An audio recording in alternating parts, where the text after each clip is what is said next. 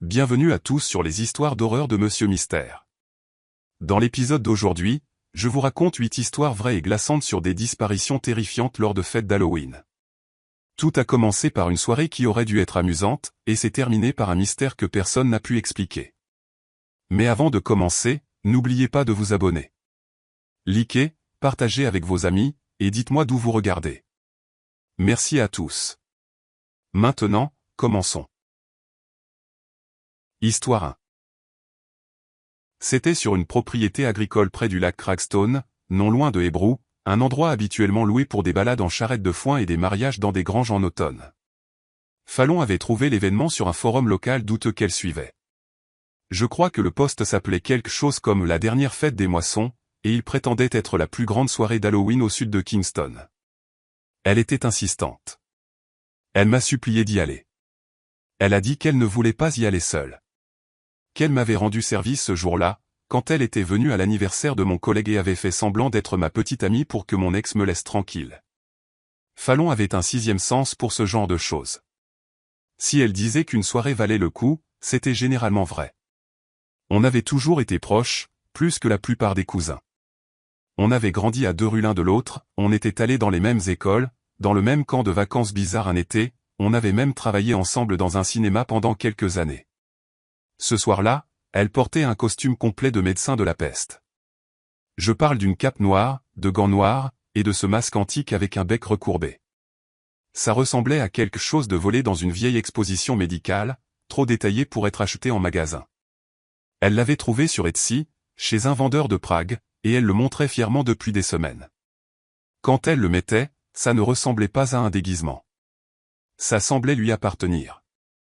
Moi, j'ai fait simple. J'ai attrapé une de ces combinaisons de squelettes bon marché chez Spirit Halloween et j'ai dit que c'était bon. Fallon m'a engueulé pour ça, mais elle était habituée à ce que je fasse le minimum. Quand on est arrivé, la route était déjà remplie de voitures. Les bas-côtés étaient pleins. Quelques camions s'étaient garés loin dans le champ de maïs, et des gens étaient assis sur les hayons, buvant de la bière dans des glacières, avec de la musique à fond sur des enceintes portables. Le genre d'endroit où il n'y avait pas de règles, juste des avertissements vagues. L'installation était simple. Il y avait 3 structures principales sur la propriété.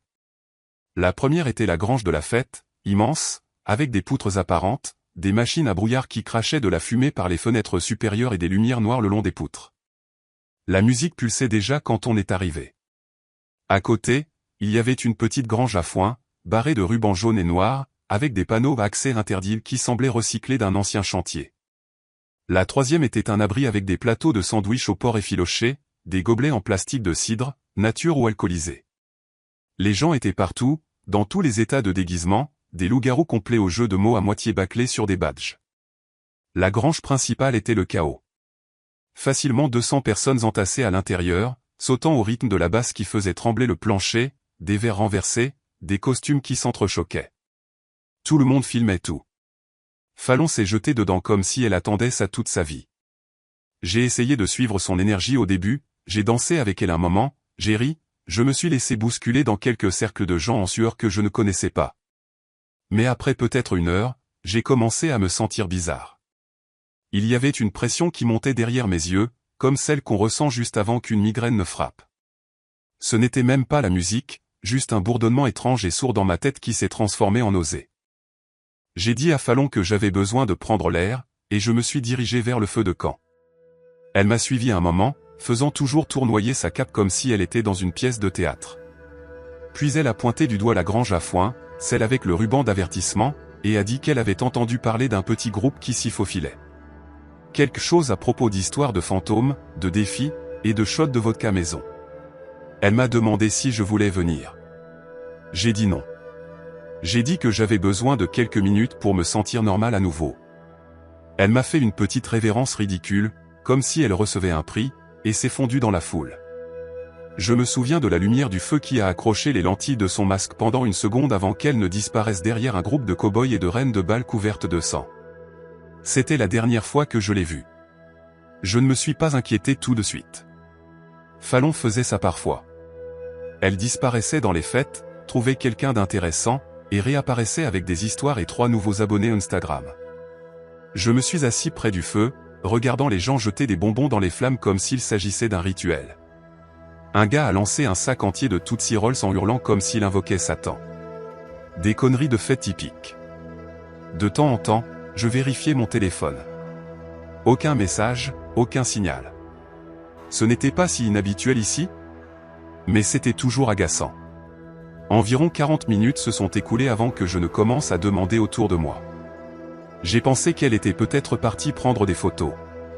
Fallon était obsédée par l'idée de capturer le moment parfait. Elle appelait ça des épreuves de vie. Elle postait ses clichés de gens en plein rire ou dans des poses bizarres, et ça ressemblait toujours à des scènes de film. Mais personne ne l'avait vue. J'ai vérifié près de l'abri à cidre, près de la file pour les toilettes, le long de la piste de danse. Rien. Je suis retourné dans la grange, j'ai fouillé chaque coin, le grenier, le couloir à l'arrière avec les fausses pierres tombales scotchées au mur. J'ai même jeté un coup d'œil derrière l'installation du DJ. Toujours rien.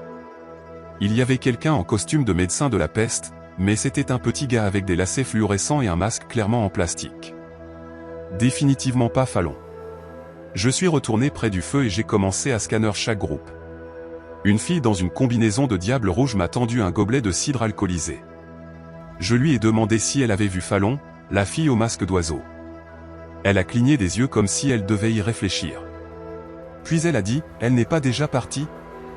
J'ai secoué la tête. Elle a regardé son amie et a dit, « Je jure que je l'ai vue marcher vers les bois il y a peut-être une demi-heure, seule. » Les bois ne faisaient pas partie de la fête. Derrière les granges, il y avait un sentier qui descendait vers le lac. Il était délimité par du ruban de signalisation frais et un panneau aux propriétés privées, le genre qu'on commande en gros en ligne. C'est là que la fille a pointé du doigt. Je me suis approché. Le ruban était rompu, pas déchiré, proprement coupé, comme si quelqu'un l'avait détaché. Je l'ai franchi et j'ai commencé à descendre le sentier. Tous les quelques pas, j'appelais son nom. Plus j'avançais, plus c'était silencieux. La musique s'est estompée complètement. Tout ce que j'entendais, c'était le craquement des feuilles et le craquement occasionnel de quelque chose en haut des arbres. Après 5 minutes, je l'ai trouvé. Le masque de médecin de la peste gisait au milieu du sentier, face contre terre, la sangle intacte, pas d'éraflure, pas de saleté, juste posé là. Je l'ai ramassé, retourné. Il ressemblait exactement à celui que portait Fallon. Il avait même cette petite éraflure sur la lentille droite, là où elle l'avait laissé tomber une fois sur du béton. J'ai appelé son nom à nouveau. Puis quelque chose a bougé dans les buissons à ma gauche. Pas des pas, juste un bruissement. Je me suis retourné vivement, mon téléphone levé comme une lampe. Rien, juste des arbres. Le silence. J'ai fait un pas en arrière, puis je l'ai entendu juste derrière moi. Un murmure, un seul mot, non. Je me suis retourné vite, manquant de lâcher le masque. Personne. Juste le silence. J'ai serré le masque contre moi et j'ai couru. Les branches fouettaient mes bras. Je m'en fichais. Je ne me suis arrêté que quand j'ai atteint la clairière à nouveau. Quand j'ai regardé mes mains, elles étaient vides. Le masque avait disparu. Pas tombé, juste disparu. Je suis allé directement voir un des organisateurs de l'événement et je lui ai dit que quelqu'un avait disparu. Il avait l'air agacé. Il a dit que les bois étaient interdits pour une raison. Qu'il y avait des décharges de responsabilité signées. Finalement, quelqu'un a appelé le shérif. Ils ont amené des chiens, des lampes torchées, ont passé des heures à peigner la zone. Ils n'ont rien trouvé. Aucune empreinte au-delà du masque, aucun morceau de tissu accroché aux branches, aucun signe que quelqu'un ait marché sur ce sentier à part moi. Son téléphone n'a jamais été rallumé. Sa voiture est restée sur le parking jusqu'à ce qu'elle soit remorquée. Aucune photo de cette nuit-là, ni sur son téléphone, ni sur ceux des autres. La seule séquence utilisable provenait de la caméra du parking. Elle nous montrait en train d'arriver. Après ça, la présence numérique de Fallon s'est simplement arrêtée. Un rapport a été déposé. Des affiches ont été collées. Le poste a été partagé, mais il n'y avait rien. La ferme a été vendue le printemps suivant. Les nouveaux propriétaires ont installé une vraie clôture autour des bois. Des panneaux métalliques boulonnés qui disent « Accès interdit ». Les contrevenants seront poursuivis. Histoire 2. J'avais 24 ans ce Halloween-là. ma cousine Léna vivait dans une petite ville tranquille du Vermont. Cette nuit-là, elle organisait une de ses célèbres fêtes d'Halloween. J'ai fait le trajet depuis Cambridge avec Ryan, mon meilleur ami depuis la fac. Il avait ce sourire tout le long du trajet, tapant du pied, riant à moitié chaque fois qu'une histoire de fantôme passait à la radio. Il adorait ce genre de trucs. Les visites de lieux hantés, les labyrinthes de maïs, les films d'horreur. Une fois, il avait conduit 3 heures juste pour visiter un pont soi-disant hanté. On est arrivé chez Léna vers 20 heures. Le parking était déjà plein. Des voitures garées le long de l'herbe et même plus bas dans la rue.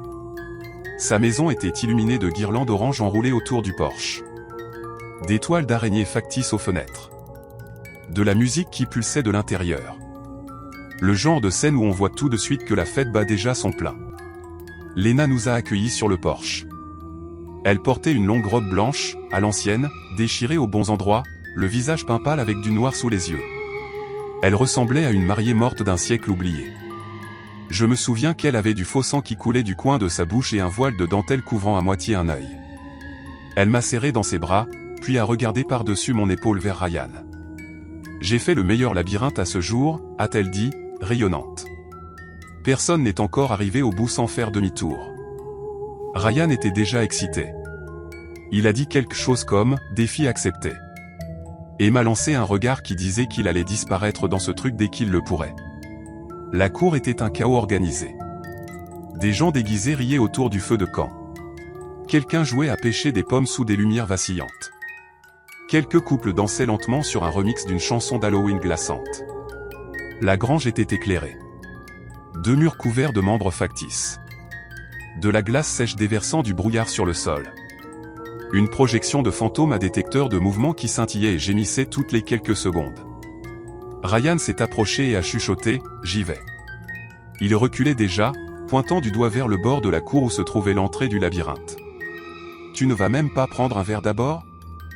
Il a juste ri et s'est éloigné dans l'obscurité, agitant une main par-dessus son épaule. Je suis resté pour aider Léna. Elle s'affairait encore avec le cidre, essayant de faire cesser la fuite du robinet de la grande cruche en verre, et bidouillait les réglages des enceintes. Son micro sans fil coupait sans cesse. Elle marmonnait quelque chose à propos de quelqu'un qui avait accidentellement trébuché sur un fil, ou peut-être que la maison lui jouait des tours. L'endroit avait cette énergie. Toujours un peu trop silencieux dans les coins, un peu trop froid près des pièces du fond. Mais je ne pensais pas encore à tout ça. 10 minutes ont passé, puis 20. Les gens allaient et venaient. Un gars avec un masque de loup-garou a demandé où étaient les toilettes. J'ai distribué un plateau de pop-corn caramel. J'ai vérifié mon téléphone. Aucun message de Ryan. J'ai pensé qu'il était peut-être encore perdu dans le labyrinthe ou en train de draguer quelqu'un derrière la grange. Il faisait ça, disparaissait en pleine fête, réapparaissait plus tard avec des paillettes sur le visage et une histoire folle. Mais quand l'aiguille a atteint la demi-heure, j'ai commencé à le sentir. Cette torsion dans l'estomac quand quelque chose ne va pas et que tu ne peux pas encore expliquer pourquoi. J'ai demandé à Léna si elle l'avait vu. Elle a secoué la tête. Il s'est probablement perdu dans le labyrinthe. Il est plus grand que l'an dernier. Tu le connais, non? Oui, je le connaissais. Mais Ryan envoyait un message s'il était en retard. Il postait des selfies s'il s'amusait. Je me suis dirigé vers l'entrée du labyrinthe. Il commençait derrière un groupe d'arbres, juste assez loin de la maison pour se sentir coupé du monde. Elle avait accroché des lanternes à des pieux en bois pour marquer le chemin. Les murs étaient faits de tiges de maïs empilées, de filets lourds et de bâches noires. Certaines parties s'affaissaient légèrement dans la brise, donnant à l'ensemble un aspect étrange, comme si le labyrinthe respirait. Je suis entré et j'ai appelé « Ryan, tu es là ?» Rien. Juste ma propre voix qui rebondissait sur le plastique et les tiges. Le chemin serpentait avec des virages serrés qui vous faisaient revenir sur vos pas ou douter de la direction que vous veniez de prendre. Elle l'avait construit comme un puzzle, avec des couloirs étroits et des impasses bloquées par de faux corps ou des lumières clignotantes. À un embranchement, je me suis arrêté. Gauche ou droite? J'ai choisi la gauche. Il faisait plus sombre, plus de virages. Un faux cercueil avec un haut-parleur qui gémissait à l'intérieur. Un endroit avait une lumière stroboscopique, faisant pulser et scintiller tout de manière saccadée. Puis je l'ai vu. Une partie du mur en bâche s'affaissait, comme si quelqu'un l'avait poussé. Le filet à côté était déchiré. Pas proprement. Des bords dentelés, des fils effilochés, comme si quelque chose l'avait arraché. Je me suis approché. Il y avait une clairière derrière la bâche, de la taille d'une petite pièce. Elle devait faire partie des zones effrayantes du labyrinthe. Un squelette en plastique pendait du centre, oscillant légèrement sur son crochet. Un haut-parleur près de ses pieds diffusait des gémissements bas et grésillants, mais c'est le sol qui a attiré mon attention. La terre semblait fraîchement retournée, pas plantée ou aplatie, mais perturbée. Et il y avait des empreintes de pas, petites, nues, les orteils visibles dans la terre meuble. Pas de chaussures, un talon étroit. Elle s'éloignait de la clairière, plus profondément dans le maïs, mais aucune ne revenait. J'ai suivi la trace sur quelques pas, mais elle s'est simplement arrêtée. Pas de traces de traînée, pas d'éraflure, juste la fin. Je suis resté là, balayant les tiges avec ma lampe torche, m'attendant à moitié à ce que Ryan surgisse en riant, mais rien ne bougeait. Je suis sorti plus vite que je ne l'avais prévu, trébuchant presque sur un membre en plastique. J'ai vérifié le reste du labyrinthe, me déplaçant plus rapidement maintenant, appelant son nom plus fort, ma voix se brisant une ou deux fois. Toujours pas de réponse.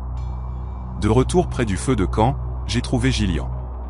Elle s'était peint tout le visage comme un squelette, avec des paillettes autour des yeux. Je lui ai demandé si elle avait vu Ryan. Elle a secoué la tête. Quelqu'un à proximité a pensé l'avoir vu se diriger vers la grange. C'était tout.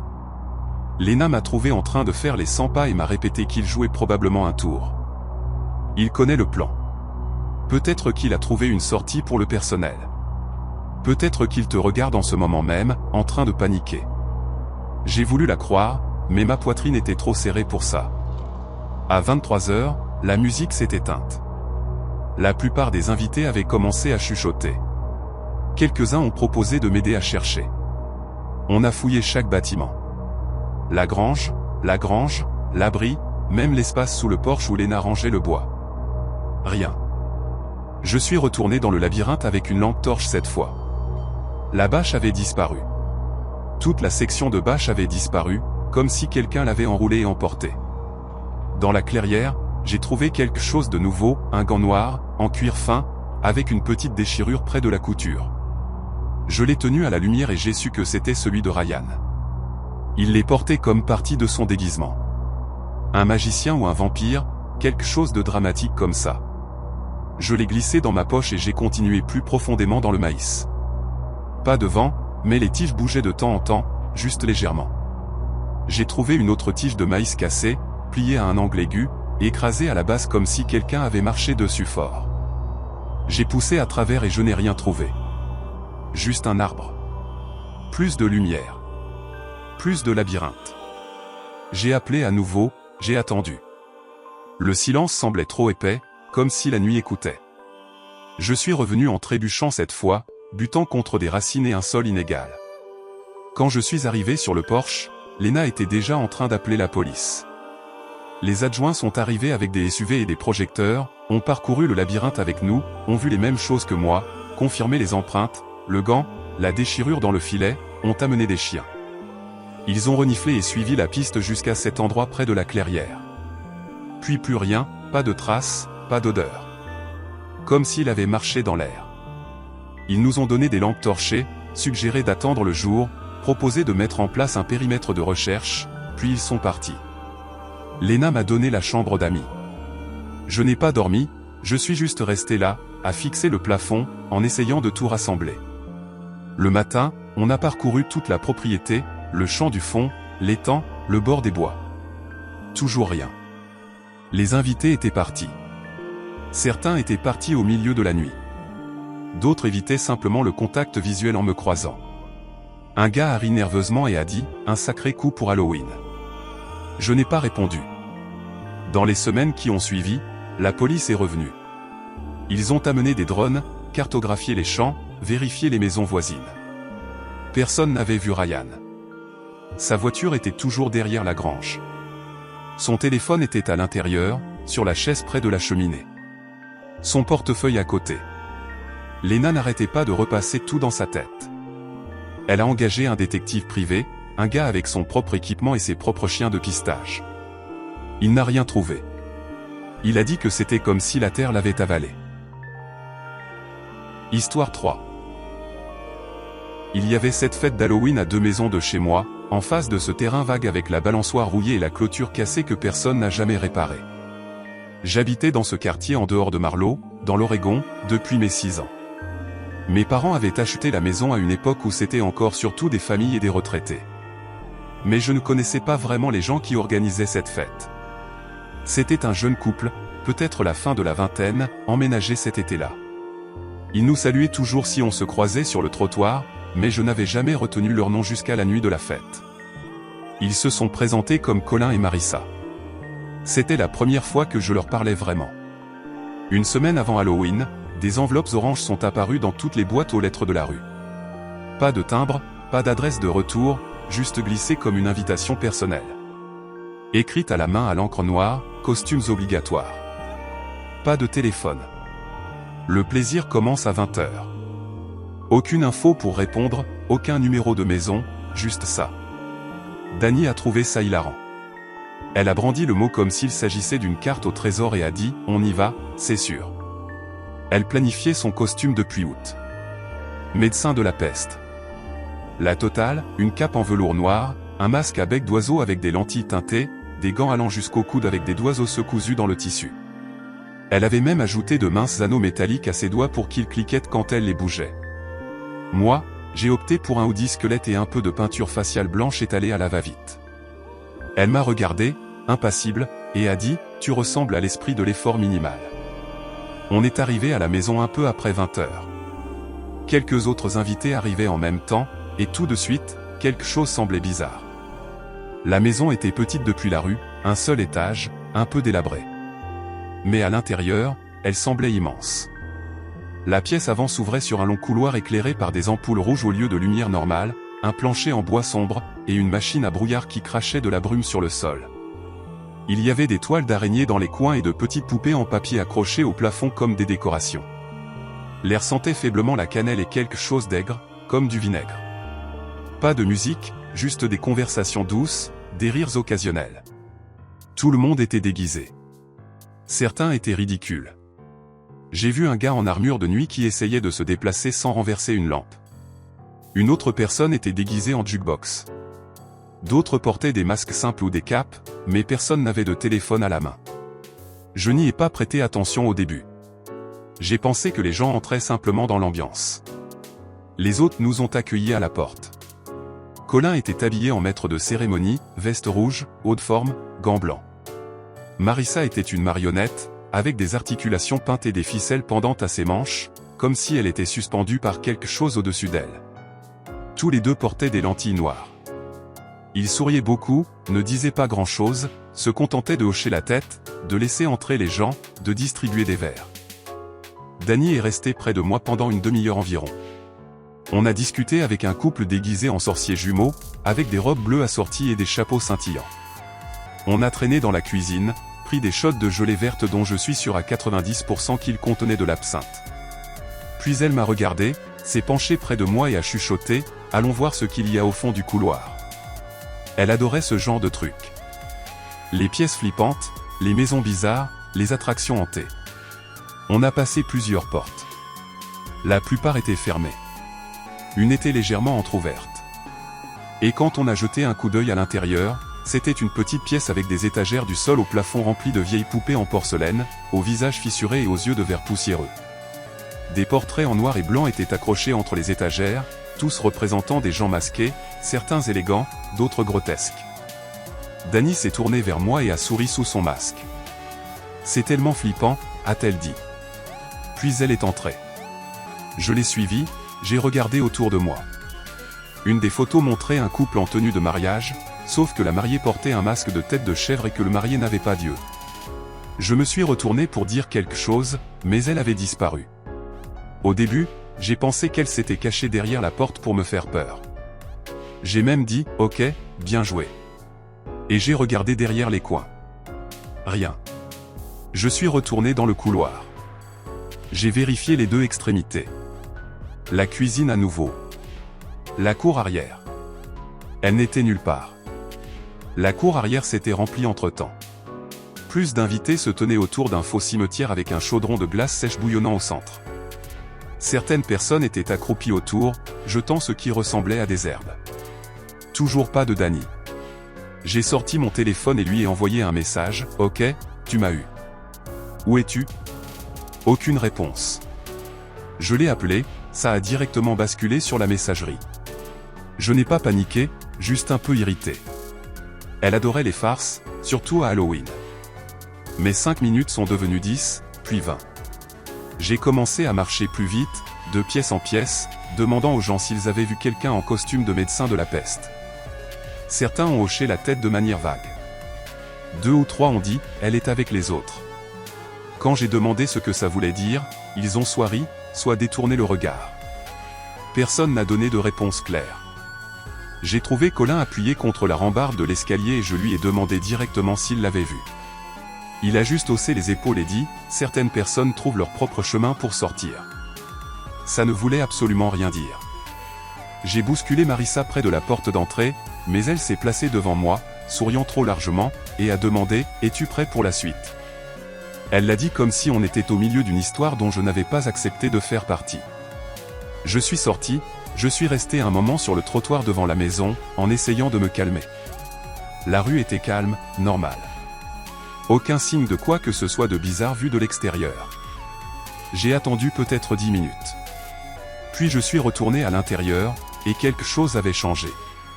La musique avait commencé, pas de la musique de fête. Pas de paroles, juste un rythme sourd et lent, comme quelqu'un marchant dans un tunnel. Les lumières étaient plus tamisées, le brouillard plus épais. Et les gens, ils avaient l'air pareil mais différents. Comme si les masques étaient plus serrés sur leur visage. Ou peut-être que ce n'était plus des masques du tout. J'ai appelé Danny. Personne n'a réagi. Personne n'a réagi. Je suis retourné dans la petite pièce. Les poupées avaient disparu. Les étagères étaient vides. Les photos étaient toujours accrochées au mur. Mais maintenant, les cadres étaient vides. Juste du bois et du verre. Je me suis dirigé vers l'escalier. L'invitation disait que le 2e étage était interdit, mais je m'en fichais. Je devais la trouver. Dès que j'ai posé le pied sur la 2e marche, tout est devenu silencieux. La musique s'est arrêtée. Même le bruit de la machine à brouillard a disparu. Un silence total. Le couloir du haut était étroit et bordé de miroirs. Mais les reflets n'étaient pas normaux. Un miroir me montrait seul. Le suivant montrait Danny derrière moi, son masque enlevé, me fixant avec des yeux écarquillés et terrifiés. Un autre n'avait rien du tout, juste le couloir derrière moi. Mais je restais là, à regarder par-dessus mon épaule comme si je savais que quelqu'un était derrière moi. J'ai ouvert la première porte, une petite pièce nue, juste une chaise en bois tournée vers le mur. J'ai reculé. La porte suivante était verrouillée. La 3e s'ouvrait sur un escalier en colimaçon. Descendant, très bas. Beaucoup plus de marches qu'il n'aurait dû y en avoir dans une maison d'un seul étage. L'air était froid, sec, sentait la poussière et le vieux tissu. Au bas des marches, il y avait un couloir étroit avec des crochets. Des dizaines de costumes y étaient accrochés. Tous des tenues de médecins de la peste identiques à celles de Danny. Certains semblaient anciens, rongés par les mythes. D'autres avaient l'air d'avoir été portés récemment. Histoire 4. Le même parfum de lavande qu'elle utilisait toujours. J'ai couru. Sans réfléchir. Juste sprinté. D'une manière ou d'une autre, je me suis retrouvé dehors. Je ne me souviens pas comment. Peut-être que je me suis évanoui. Peut-être que quelqu'un m'a porté. J'étais sur la pelouse avant. Le soleil commençait tout juste à se lever. La maison avait l'air calme. Pas de lumière, pas de brouillard, pas de musique. Je me suis approché de la porte et j'ai frappé. Rien. J'ai regardé à travers les fenêtres. Complètement vide. Pas de meubles, pas de décoration, comme si la fête n'avait jamais eu lieu. J'ai rappelé Danny, toujours directement sur messagerie. J'ai signalé sa disparition cet après-midi-là. J'ai déposé une plainte, j'ai tout raconté à la police. Ils ont enquêté, sont revenus sans rien. La maison, ont-ils dit, appartenait à une fiducie, était vide depuis plus d'1 an. Aucun enregistrement de Colin ou Marissa y vivant. Aucune fête enregistrée. Personne d'autre n'a signalé quoi que ce soit. Les voisins ont dit qu'ils n'avaient rien vu d'inhabituel. Ne se souvenaient pas d'une fête. Ne savaient pas de qui je parlais. Histoire 4. On était dans le sud du Missouri pour Halloween, au fin fond des Ozarks, où même les arbres semblent se pencher pour écouter. Félix avait trouvé la cabane en ligne. Il ne cessait de dire que le monde était trop bruyant et que ce voyage allait être son bouton de réinitialisation. On était 6 sur le voyage, Félix, moi, Ellie, Maureen, Zoé et Paul. Une vieille bande de fac, le genre qui s'éloigne quand la vraie vie prend de la vitesse. On jurait qu'on se retrouverait toujours, mais les boulots, les villes et les relations nous avaient tirés dans des directions différentes. Halloween nous avait donné une raison de nous retrouver. Félix nous avait donné la destination. Il était arrivé la veille des autres, chargé de nourriture, de bière et de tous les trucs bizarres qu'il avait ramassés pour rendre les choses festives. Il m'a envoyé un dernier message avant que son signal ne tombe, la cabane a l'air plus vieille que sur les photos. J'ai supposé que ça voulait dire des toiles d'araignée et des planchers inégaux, mais quand je suis arrivé, c'était plutôt comme si la forêt avait commencé à reprendre possession des lieux. Les arbres pressaient de tous côtés. Le toit s'affaissait et les planches du porche étaient molles sous les pieds. Les fenêtres étaient de ce vieux verre ondulé, aucune ne se ressemblait, comme si elles avaient été remplacées une à une sur 100 ans. L'endroit sentait le fer et le bois mouillé. Félix m'a accueilli sur les marches, portant un lourd manteau de laine qu'il n'avait clairement pas besoin et tenant un masque en bois effrayant sous le bras. Il m'a fait ce sourire qu'il avait toujours quand il était sur le point de vous embarquer dans quelque chose de ridicule. Il a dit qu'il avait trouvé le masque dans un magasin de charité dans le Maine. Peut-être maudit, peut-être pas. C'était typique de Félix. Il aimait marcher sur la ligne entre la blague et le défi. En fin d'après-midi, tout le monde était arrivé. On s'est installé, on a déballé les voitures et on a allumé un feu derrière la cabane. La nuit a commencé simplement. On a fait passer de la bière bon marché, grillé tout ce qu'on pouvait empaler sur des bâtons, et raconté des histoires de fac qu'on jurait emporter dans nos tombes.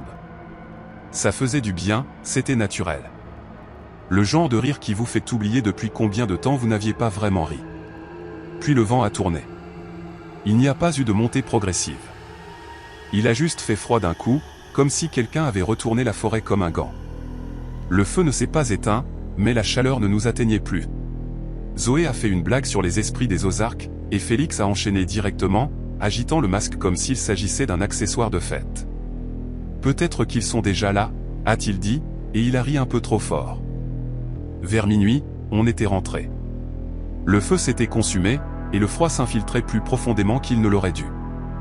Zoé faisait défiler quelque chose sur son téléphone qu'elle avait sauvegardé plus tôt. Un rituel du voile, qu'elle appelait ça. Quelque chose à propos d'Halloween étant le moment où la frontière entre ce monde et l'autre est la plus fine. L'idée était d'allumer 6 bougies, de s'asseoir en cercle, de fermer les yeux et d'essayer de parler à ce qu'il y a de l'autre côté. Elle l'a présenté comme un jeu. Quelque chose d'effrayant, mais inoffensif, comme jouer avec une planche Ouija quand on est saoul et qu'on s'ennuie. Félix a été le premier à accepter. Il allumait déjà des bougies avant que quiconque ne dise oui. Il a ressorti le masque et a dit qu'il voulait diriger le rituel. Cette partie m'a fait hésiter. Il y avait quelque chose dans la façon dont il le tenait, plus ludique. Ça semblait plus lourd. Pourtant, tout le monde était partant, et je ne voulais pas gâcher l'ambiance. On a déplacé la table pour dégager de l'espace sur le plancher de la cabane. 6 bougies en cercle lâche. 6 personnes assises en tailleur dans la lumière vacillante. Les planches craquaient sous nous comme si elles écoutaient. Félix a allumé les bougies une à une avec des allumettes. À chaque flamme, il a chuchoté quelque chose entre ses dents. Je n'ai pas pu attraper les mots. Ce n'était pas de l'anglais, et ça ne ressemblait à rien de ce qu'on entend dans une église ou un film d'horreur.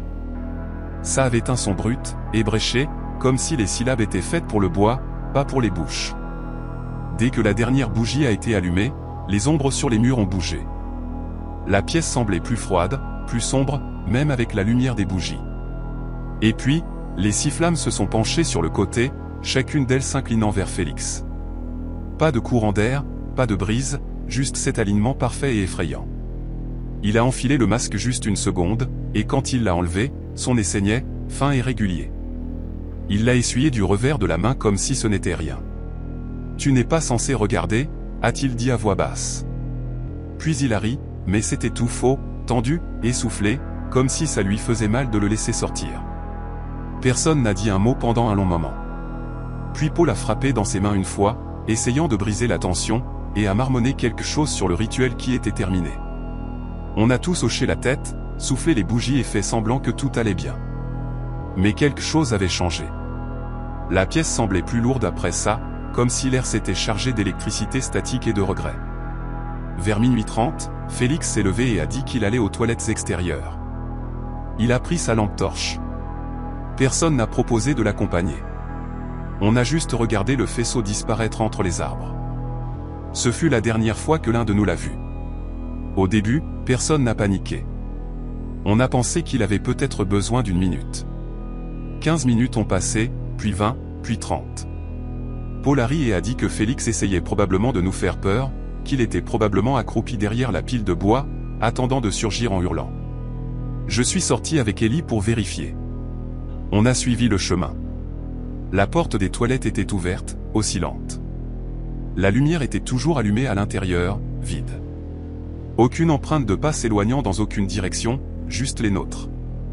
On a appelé son nom jusqu'à ce que nos voix se brisent. La forêt n'a pas fait d'écho. Elle a juste avalé tout ce qu'on disait. On a fouillé chaque centimètre de la propriété, l'abri, le foyer, le ruisseau qui coulait derrière la cabane. Rien. Quand on est rentré, j'ai remarqué que le masque avait disparu. Il était à côté des bougies consumées. J'ai demandé si quelqu'un l'avait bougé. Tout le monde a juré qu'il ne l'avait pas touché. Zoé était pâle. Elle a dit qu'elle se souvenait qu'il était là quand Félix était parti. On a retourné l'endroit en cherchant le masque. Il avait disparu. À l'aube, j'ai marché jusqu'à avoir une barre de réseau instable et j'ai appelé le shérif. Il est arrivé quelques heures plus tard avec 2 adjoints et une paire de chiens de recherche. Ils ont fouillé la zone pendant plus de 12 heures. Aucune trace de lui. Pas un fil de vêtements, pas une goutte de sang, juste des feuilles perturbées qui s'arrêtaient net près des toilettes. Un des adjoints a dit doucement, c'est comme s'il avait juste quitté ce monde. Ils ont déposé un rapport. On a répondu à toutes leurs questions. Cette nuit-là, Ellie et moi sommes restés. On n'a pas beaucoup parlé, on est juste restés assis près de la cheminée, le dos contre le mur, fixant la porte, à moitié en s'attendant à ce qu'il entre et nous traite de mauviettes. Il ne l'a pas fait. 3 jours plus tard, le shérif m'a appelé et a dit qu'ils avaient trouvé quelque chose près du ruisseau, histoire 5. Un morceau de bois sculpté. Je suis retourné sur place. C'était le masque, mais il avait l'air différent, comme s'il avait été tordu de l'intérieur. Le bois était plus sombre, presque calciné. Les traits plus profonds, étirés, comme si quelque chose avait essayé d'en sortir. Ils l'ont scellé dans un sac à preuve et l'ont emporté. Une semaine plus tard, le shérif a rappelé. Le masque avait disparu. Évanoui du casier à preuve. Aucune effraction, aucun enregistrement, juste disparu. Le temps a passé. J'ai essayé de me convaincre que c'était un accident, que Félix s'était perdu, que les recherches avaient juste raté quelque chose, qu'il réapparaîtrait un jour avec une histoire folle de survie et de mauvaises décisions. J'ai déménagé à Kansas City, j'ai commencé un nouveau boulot. Histoire 5. Musique. Evan était mon frère. Pas techniquement, on n'était pas liés par le sang, mais on avait grandi côte à côte dans une petite ville de l'Arizona, juste à l'extérieur de Flagstaff. Et dès la maternelle, les gens ont arrêté de demander si on était amis et ont simplement supposé qu'on était frères. On vivait pratiquement chez l'un ou chez l'autre. Si l'un de nous était là, l'autre n'était jamais bien loin.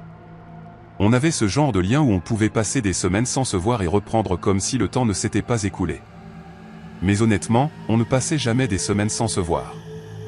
On était toujours dans les parages. Chaque Halloween, Evan s'animait vraiment. Il n'aimait pas simplement Halloween. Il le traitait comme un projet annuel. Comme certains mettent quelques squelettes en plastique ou une citrouille. Evan transformait toute sa pelouse en une attraction d'horreur. Je te jure. Une année, il avait construit une guillotine qui faisait tomber une vieille tête de mannequin de RCR dans un panier. L'année suivante, il avait monté un demi-mannequin dans une brouette pleine de faux boyaux et enregistré ses propres cris dans un micro pour que ça boucle quand les gens passaient. Et ne me lance même pas sur les machines à brouillard. Il avait détourné un vieux déshumidificateur de son garage une année et trouvé comment faire cracher du brouillard par les bouches d'aération en rafales minutées. C'était comme entrer sur une scène de crime, si le crime était théâtral et extrêmement engagé. Alors quand son cousin Matteo a décidé d'organiser une énorme fête d'Halloween dans le désert, personne n'a été surpris quand Evan est passé en mode production totale. Il m'a prévenu 2 semaines à l'avance qu'il préparait quelque chose de niveau supérieur. Il ne m'a pas dit quoi, il a juste continué à dire « tu verras ». Le soir de la fête, il est sorti de chez lui vêtu d'une tenue complète d'urgentiste qu'il avait assemblée à partir de surplus militaires et de friperies. Dans le dos, il avait écrit le dernier répondant en peinture blanche. Il m'a dit que c'était morbide mais d'actualité. C'était typique d'Evan.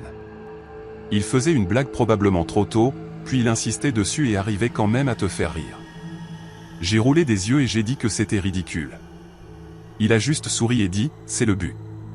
On est parti vers 21h. J'ai conduit. C'était une de ces nuits cristallines qui n'arrivent que dans le désert. L'air frais, la pleine lune, des étoiles si brillantes qu'on aurait dit que quelqu'un avait baissé les lumières du reste du monde juste pour mettre le ciel en valeur. La maison que Matteo avait louée était à environ 20 minutes de la ville, accroupie sur une étendue plate de terre où il n'y avait rien d'autre que de l'armoise, du gravier et du silence dans toutes les directions. Pas de lumière des maisons voisines, pas de clôture, juste le désert ouvert et un horizon sombre. Quand on est arrivé, Evan était déjà nerveux. Pas à cause du stress, plutôt comme un gamin le matin de Noël. Il ne cessait de taper sur le côté de sa jambe avec une main et de dire des trucs comme « il a dit qu'il y aurait une chasse au trésor cette année et qu'il y aurait une surprise à la fin ». Quelque chose d'insane. Matteo avait apparemment promis de vrais prix cette fois. Pas juste des bonbons ou des petits cadeaux de fête stupides. De l'argent, quelque chose de suffisamment gros pour que les gens le prennent au sérieux. Je n'y croyais pas totalement, mais tout le monde était convaincu. La fête en elle-même était ce à quoi on s'attendait. De la musique, des boissons bon marché, des gens en costume allant du demi-effort au trop engagé. Il y avait peut-être 30 personnes. Certains que je reconnaissais du lycée. D'autres qui avaient clairement fait le trajet depuis l'extérieur de la ville. Beaucoup de masques, de peintures faciales, de perruques à 2 balles, un feu de camp au milieu du terrain, des tables pliantes avec des gobelets en plastique rouge et des bols de pop-corn. Le classique. On a traîné un peu. Tout le monde regardait vers l'arrière de la propriété comme s'ils attendaient quelque chose. Puis, pile à 22h, quelqu'un a sonné une vieille cloche en laiton. Tout le monde s'est tourné en même temps, comme si on était tous conditionnés pour ça. Matteo s'est levé sur une caisse et a commencé à distribuer des enveloppes. Chacune avait un petit seau de cire, comme si on était initié à un club secret. Evan a déchiré la sienne avant même que j'aie regardé la mienne. À l'intérieur, il y avait une petite carte avec une énigme, vague, presque poétiquement agaçante. La mienne disait quelque chose comme « là où les ombres pointent et le vent oublie, creuse où le silence se pose doucement ». Je n'avais aucune idée de ce que ça voulait dire. Evan, lui, avait l'air de partir en mission. « Je vais gagner ça », a-t-il dit, reculant déjà dans l'obscurité, une lampe torche sous le menton comme s'il racontait une histoire de feu de camp. « Essaie de ne pas tomber dans un nid de serpent », lui ai-je lancé. Il m'a fait un salut avec 2 doigts, et c'était tout. C'était le dernier moment où je l'ai vu. Au début, je n'y ai pas trop pensé. Tout le monde était dehors depuis un moment. Des lampes torchées qui dansaient dans les buissons, des gens qui s'interpellaient avec des indices, riant quand ils réalisaient qu'ils étaient allés dans la mauvaise direction. Les téléphones étaient interdits. C'était une règle. Pas de GPS, pas de SMS, pas de tricherie, juste des lampes torchées et l'instinct. 45 minutes se sont écoulées. Puis 1 heure. Les gens ont commencé à revenir, salés en sueur, mais de bonne humeur. Certains avaient de petits sacs de prix, des bonbons, des mini-bouteilles de liqueur, de l'argent roulé avec des élastiques. Des trucs typiques. Mais pas Evan. J'ai attendu encore 15 minutes, j'ai demandé à Matteo s'il l'avait vu. Il a juste secoué la tête et dit, il est probablement encore dehors en train d'essayer de faire peur à quelqu'un. Ce qui, oui, était plausible. Evan avait déjà porté un masque de clown sous son vrai masque d'Halloween et attendu 2 heures dans un placard pour faire sursauter la copine de Matteo. Mais cette fois, c'était différent. J'ai vérifié la voiture. Son téléphone était toujours dans le porte-gobelet. Pas d'appel manqué, pas de SMS, juste posé là comme s'il n'avait même pas pensé à l'emporter. Les gens ont commencé à partir vers minuit. À 1h, il ne restait plus que moi, Matteo et quelques-uns de ses amis. On a arpenté la propriété avec des lampes frontales, appelant le nom d'Evan jusqu'à ce que nos voix deviennent rauques. Je m'attendais toujours à l'entendre crier au bout, ou un truc du genre, mais le désert a juste avalé le son. Il n'y avait même pas d'empreinte de pas, pas de lampe torche tombée. Pas de costume déchiré accroché à un buisson. Rien. On a appelé les flics vers 2h. Ils ont réagi assez vite. Un hélicoptère a décollé juste après le lever du soleil. Des VTT ont commencé à peigner la propriété. Des chiens renifleurs.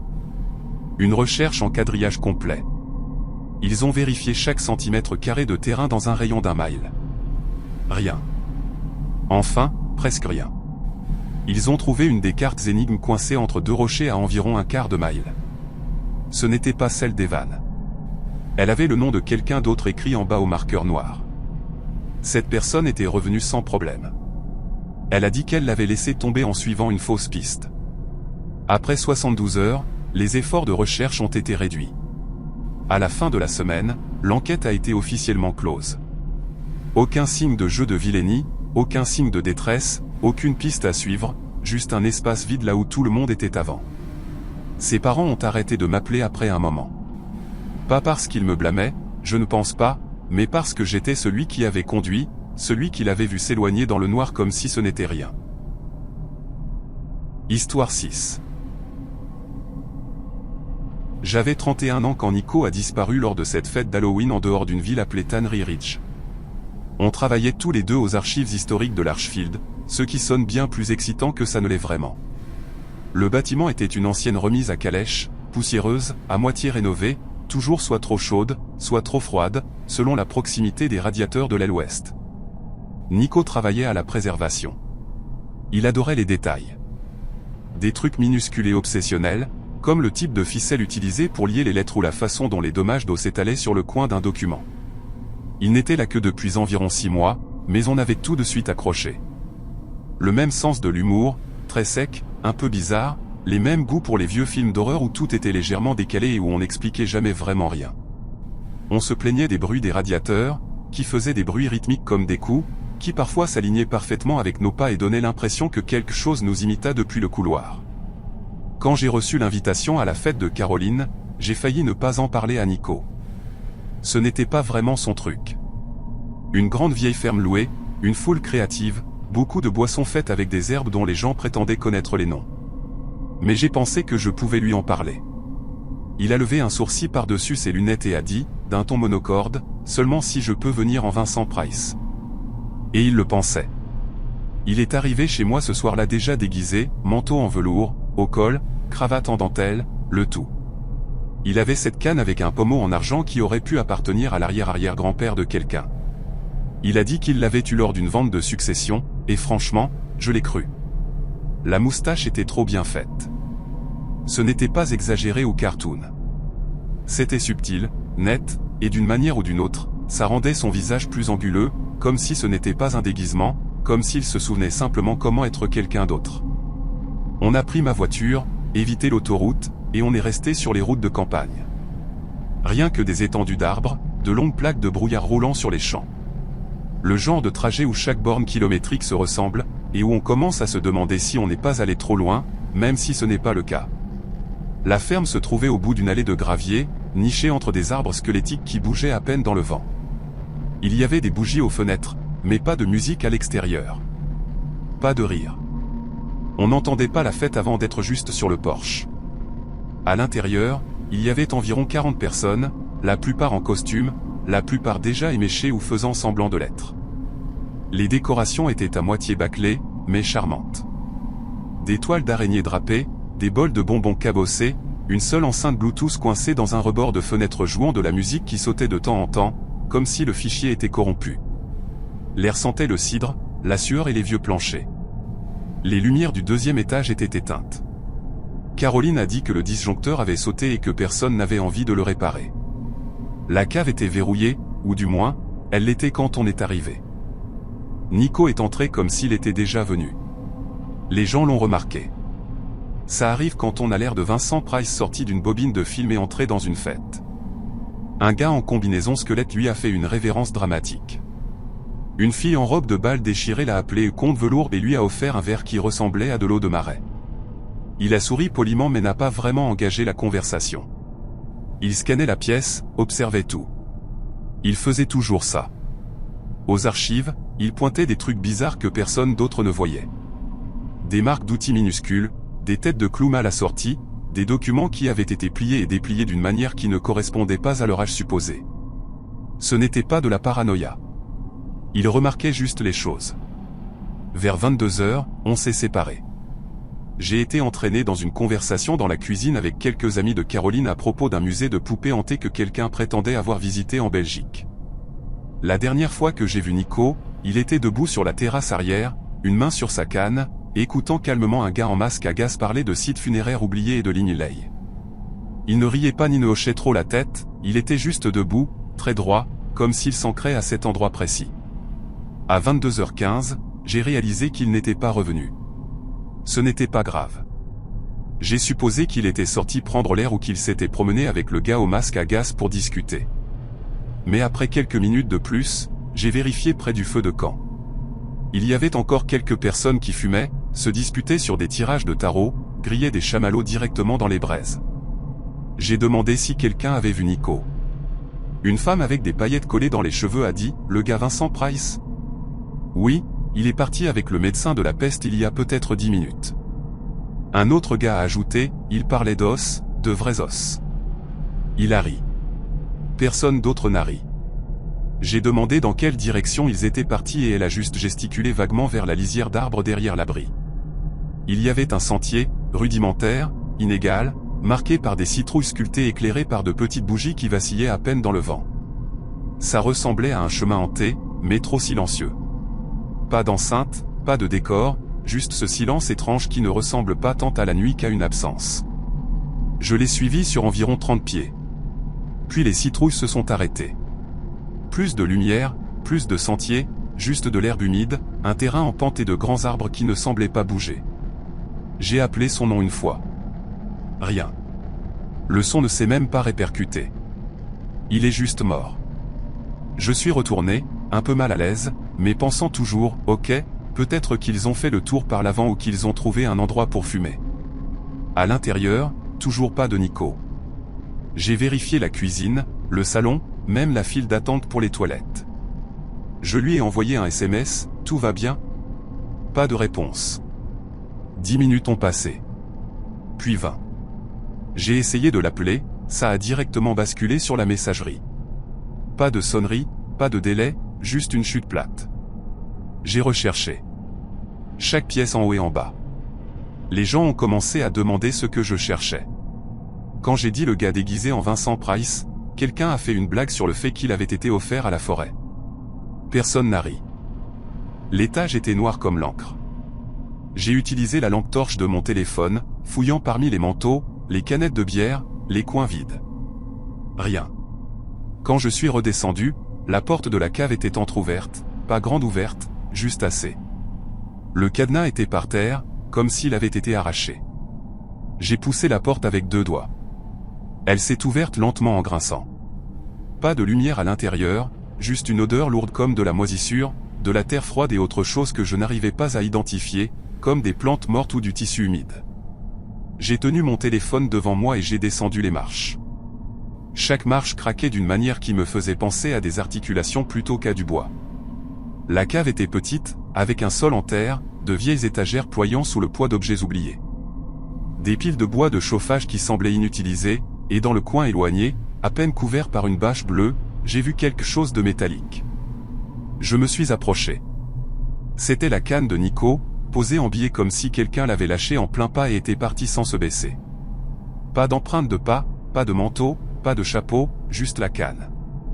Je suis remonté les marches, le cœur battant maintenant. J'ai fermé la porte et j'ai appelé la police. Ils sont arrivés vers minuit, ont pris ma déposition, amené des chiens, fouillé la cave, le grenier, les bois derrière la maison.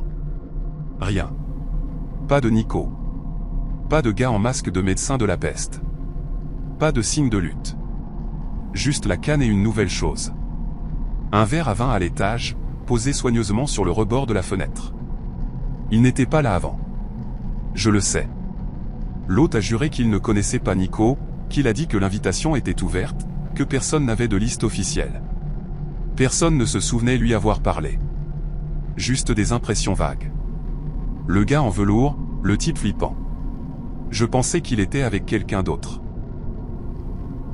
Histoire 7. La fête d'Halloween cette année-là était celle dont tout le monde au lycée ne pouvait plus s'arrêter de parler.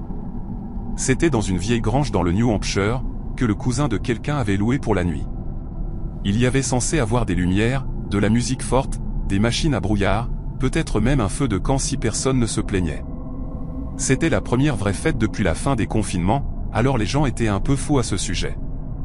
Mais honnêtement, j'ai seulement dit oui parce que Marcus y allait. C'était mon meilleur ami. Pas bruyant ni tape à accent grave-l'œil, juste solide.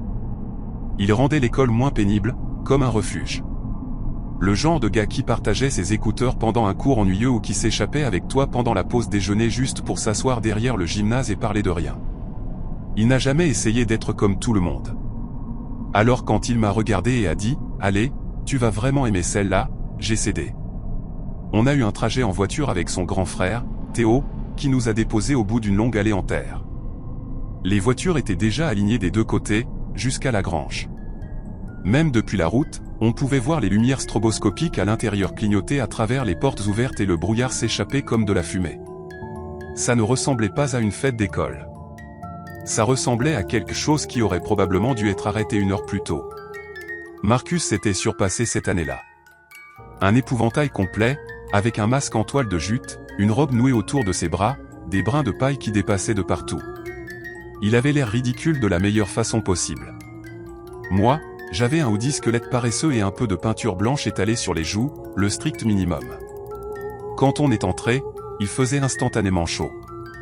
La musique était à fond, la basse faisait trembler le sol. Les gens dansaient, hurlaient, c'était le chaos total.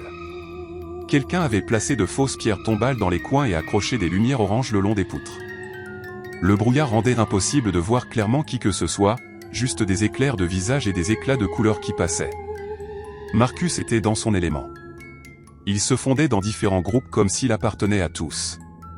C'était son truc, calme quand on était juste tous les deux, mais d'une manière ou d'une autre, magnétique dans une foule. J'ai essayé de rester avec lui, mais quelque part entre les lumières et la musique, je l'ai perdu. J'ai pensé que je le rattraperais au prochain tour. Il revenait toujours, mais à 22h30, il n'était toujours pas là.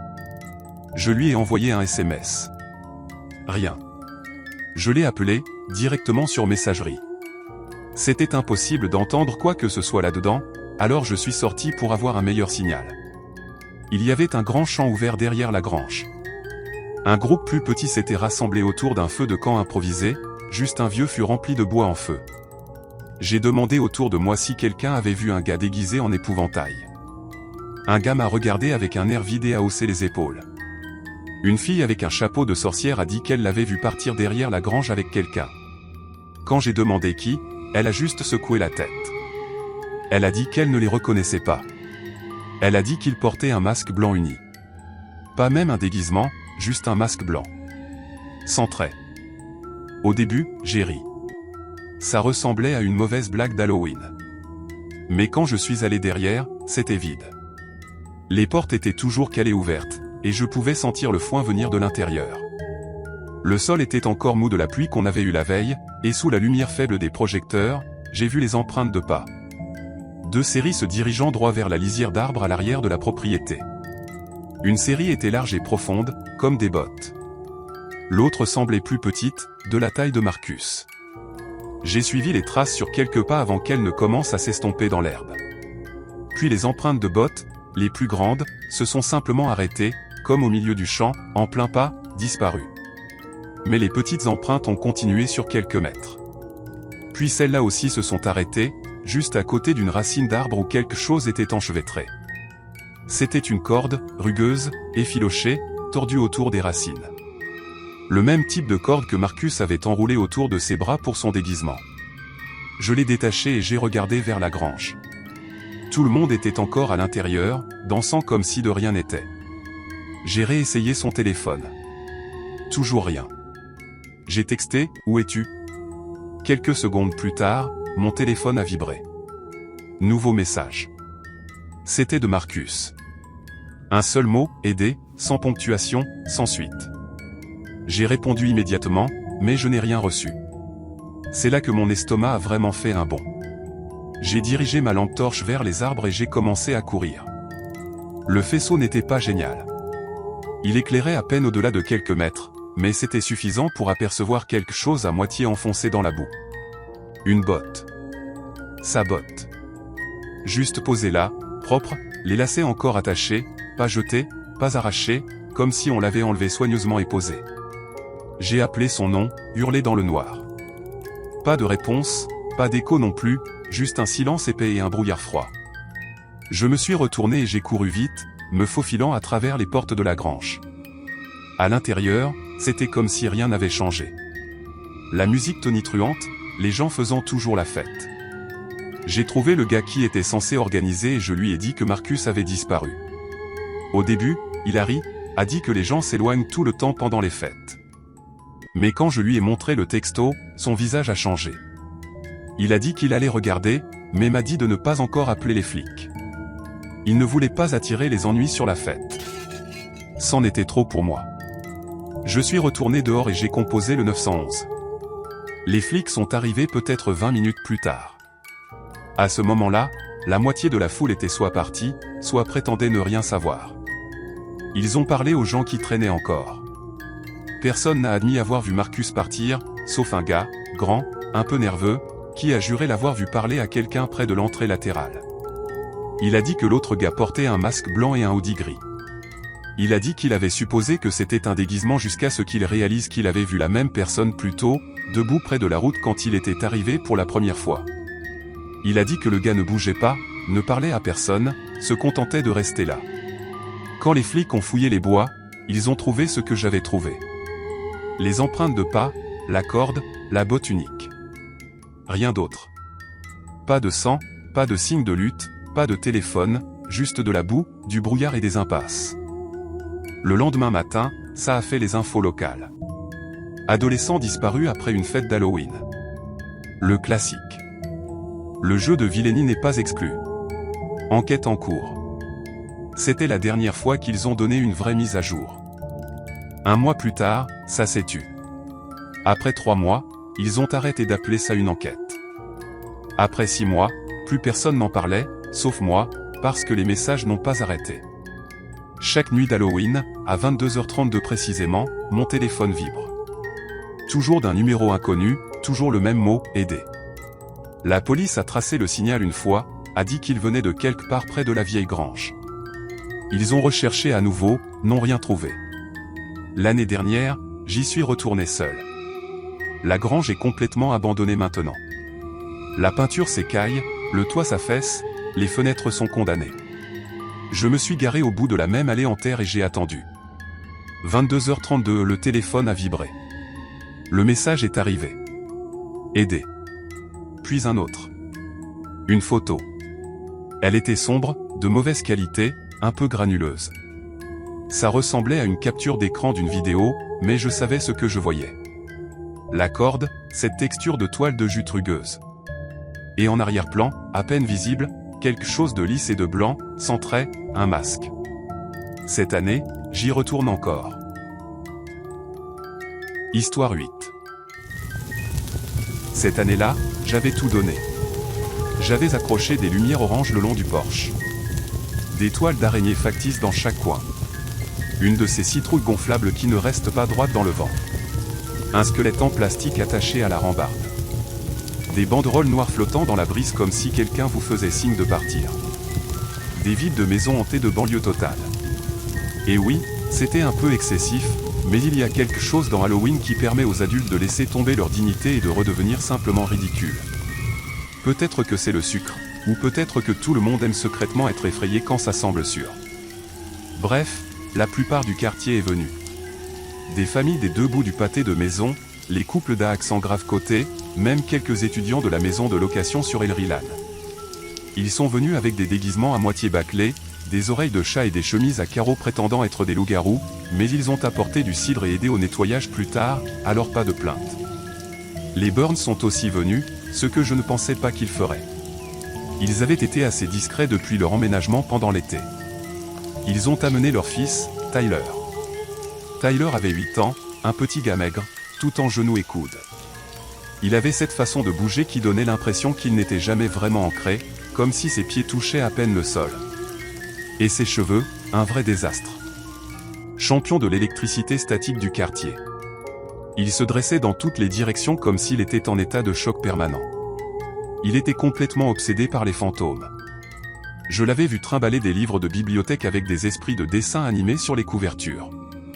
Sa mère m'avait dit une fois qu'il refusait d'aller se coucher à moins que son fantôme ami ne le regarde depuis le coin de la pièce. J'ai pensé que c'était juste une phase. Alors quand il est arrivé chez moi ce soir-là avec le classique drap blanc avec des trous pour les yeux, ça avait parfaitement du sens. Pas de sang, pas d'accessoires, juste un drap de lit blanc ordinaire pendant jusqu'à ses tibias, découpé juste assez pour ses bras et sa tête. Il appelait ça authentique. Et je me souviens de la façon dont il l'a dit, comme si le mot avait un sens plus lourd que ce qu'on lui accordait. La soirée s'est déroulée exactement comme elle aurait dû. La sculpture de citrouille dans le garage, avec le bordel habituel de graines et de fils glissants collés à chaque surface disponible. La cour avant avait des bols de bonbons tous les quelques pieds, un posé sur une table pliante, un autre sur une balle de foin. Les enfants couraient entre les cours, riaient, hurlaient, comparant leur butin. C'était bruyant, un chaos joyeux. Je me souviens d'avoir vérifié l'heure sur mon téléphone en remplissant le cidre. Il était environ 20h30. C'est à ce moment-là que la machine à brouillard s'est mise en marche. Au début, j'ai pensé que quelqu'un avait appuyé sur l'interrupteur par accident. C'était un vieux truc que j'avais trouvé dans une boîte de décoration d'Halloween laissée par les anciens propriétaires. Je ne l'avais pas testé parce que le fil était effiloché. Et honnêtement, je ne pensais même pas qu'elle fonctionnait. Mais la voilà, ronronnant doucement, crachotant du brouillard sur le porche comme un dragon asthmatique. Je me suis approché pour l'éteindre et j'ai réalisé que le cordon d'alimentation était toujours débranché, juste posé là, enroulé soigneusement derrière, pas même près de la prise.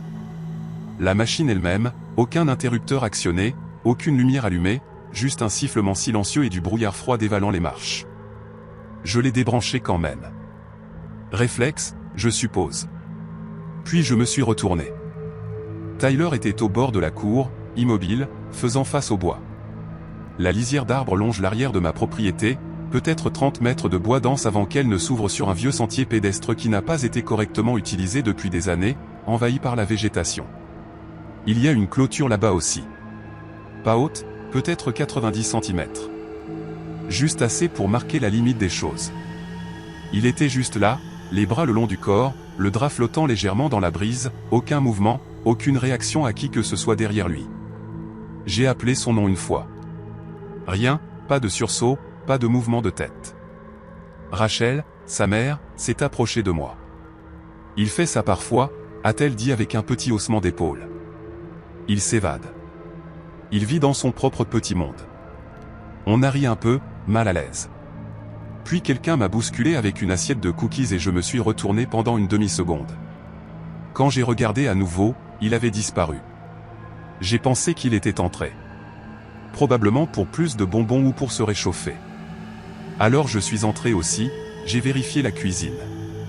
Rien. Le salon vide. Le couloir où tout le monde avait jeté leur manteau en tas.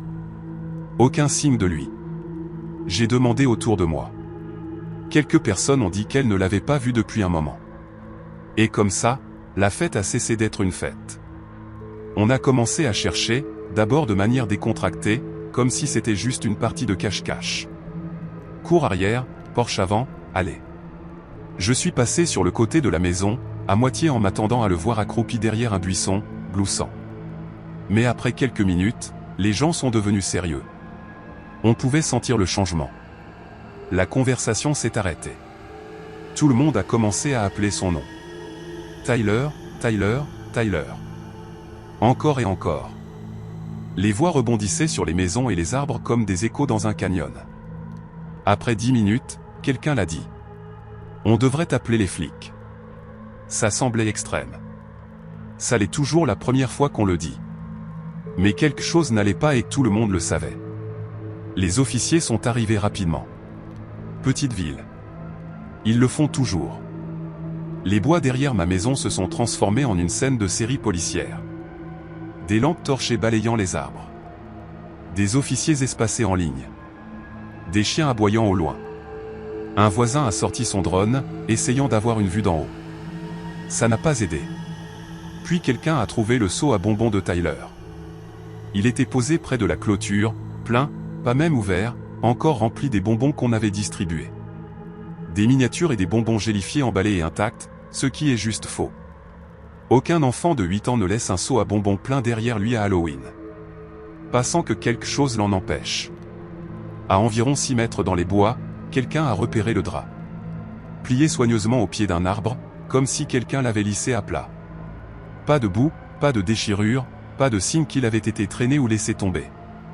Juste posé. Aucun autre signe, pas d'empreinte de pas au-delà de la clôture, pas de branches cassées, pas de tissu accroché au buisson, rien. La recherche a continué jusqu'à l'aube. Je suis resté éveillé toute la nuit. Rachel et Mitch sont restés assis dans mon salon pendant des heures, silencieux. Les officiers allaient et venaient. Les gens chuchotaient. Je me souviens d'avoir siroté du cidre froid dans un gobelet en papier, regardant les ombres bouger sur ma propre pelouse comme si elles n'appartenaient à rien. Les Burns ont déménagé moins d'un mois plus tard. Je ne les en blâme pas. Leur maison est toujours vide. Je fais toujours Halloween chaque année. J'accroche toujours les lumières. J'accroche toujours le squelette à la rambarde du porche. Mais je n'oublie jamais cet incident.